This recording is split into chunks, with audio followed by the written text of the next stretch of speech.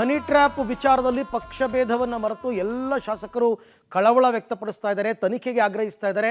ಆದರೆ ಪ್ರಮುಖವಾಗಿ ವಿರೋಧ ಪಕ್ಷದ ನಾಯಕ ಆರ್ ಅಶೋಕ್ ಅವರು ಸೈಲೆಂಟ್ ಆಗಿದ್ದಾರೆ ಅಂತಕ್ಕಂಥದ್ದು ಅವರ ಪಕ್ಷದ ಶಾಸಕರಿಗೆ ಬಹಳ ಅಸಮಾಧಾನಕ್ಕೆ ಕಾರಣವಾಗಿದೆ.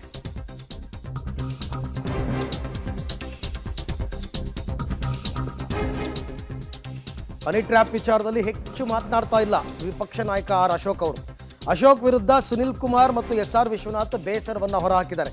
ನ್ಯಾಯಾಂಗ ತನಿಖೆಗೆ ಕೊಡಿ ಅಂತ ಹೇಳೋದಕ್ಕಾಗಲ್ವಾ ಕನಿಷ್ಠ ಇವ್ರ ಕೈಲಿ? ನೀವು ಬಾಯ್ಬಿಟ್ಟು ತನಿಖೆಗೆ ಕೇಳಲು ಆಗಲ್ವಾ ಅಂತ ಸುನಿಲ್ ಕುಮಾರ್ ಕೇಳಿದ್ದಾರೆ. ನಾನೇ ಮೊದಲಿಗೆ ತನಿಖೆ ಮಾತನಾಡಿದ್ದು ಅಂತ ಅಶೋಕ್ ನಡೆಗೆ ಶಾಸಕ ವಿಶ್ವನಾಥ್ ಕೂಡ SR ವಿಶ್ವನಾಥ್ ಕೂಡ ಬೇಸರ ವ್ಯಕ್ತಪಡಿಸಿದ್ದಾರೆ. ಸರ್ಕಾರದ ವಿರುದ್ಧ ಹೋರಾಟಕ್ಕೆ ಒಳ್ಳೆ ಅವಕಾಶ ಸಿಕ್ಕಿತ್ತು ಅಂತ ವಿಶ್ವನಾಥ್ ಅವರು ಹೇಳಿದ್ದಾರೆ.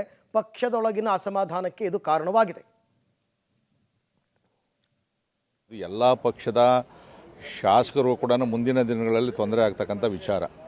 ಇವತ್ತು ನಾವು ವಿರೋಧ ಪಕ್ಷವಾಗಿ ನಾವು ಏನೇ ಆಪಾದನೆ ಮಾಡಿದರೂ ಕೂಡ ಅದಕ್ಕೊಂದು ಅಷ್ಟೊಂದು ಮಹತ್ವ ಬರ್ತಾ ಇರಲಿಲ್ಲ.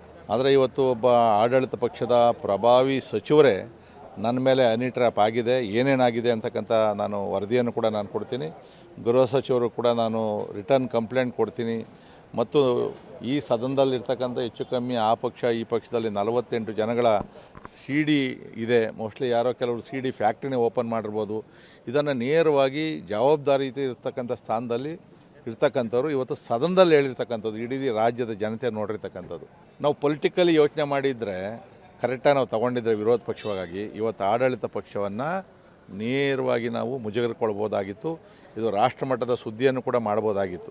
ನಾವೇನು ರಾಜಕಾರಣ ಮಾಡಬೇಕು ಅಂತಲ್ಲ, ಆದರೆ ಇವತ್ತು ಒಬ್ಬ ಪ್ರಭಾವಿ ಅವರ ಸಚಿವರನ್ನು ಮತ್ತು ವಿರೋಧ ಪಕ್ಷದಲ್ಲಿರ್ತಕ್ಕಂಥ ಪ್ರಭಾವಿ ಶಾಸಕರನ್ನು ಮಣಿಸೋದಕ್ಕೆ ಈ ಥರದ ಒಂದು ಜಾಲವನ್ನು ಉಪಯೋಗಿಸಿ ಮಾಡ್ತಾವ್ರಲ್ಲ, ಇದಕ್ಕೆ ಬಲಿಯಾಗಿರ್ತಕ್ಕಂಥವ್ರು ಅನೇಕ ಜನ ಅವರೇ. ರಮೇಶ್